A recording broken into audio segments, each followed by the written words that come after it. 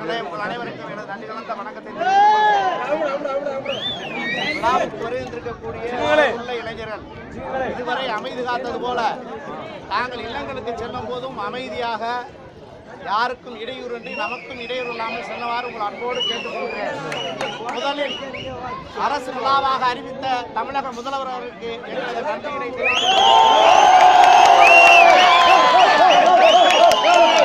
அதேபோல இந்திய தேசத்தின் விடுதலைக்கு தன்னுடைய வாழ்நாளில் 3 உருவங்கள் சிறையில் கழித்தாரே உத்தம தலைவர் பசும்பொன் தேவர் அவருடைய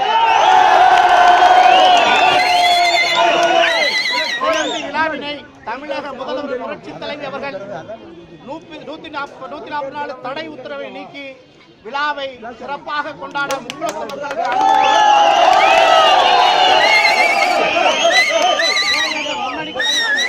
நன்றி கலந்த வணக்கத்தை தெரிவித்து விடைபெறுகிறேன். நன்றி, வணக்கம்.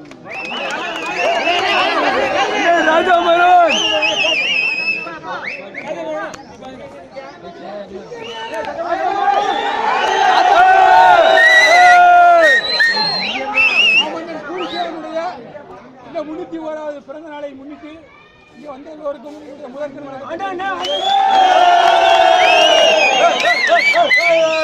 நம்மளுடைய நீண்ட நாள் கோரிக்கை சங்கரன்கோவில் கோமதி அம்மாள் கோவிலில் குதிரையுடன் பூலித்தேவன் சிலை அமைக்கவில்லை.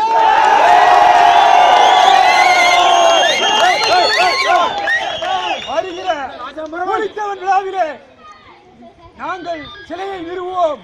இல்லை என்று சொன்னால் இந்த தமிழக அரசுக்கு இந்த நாங்கள் யார் என்று காட்ட வேண்டிய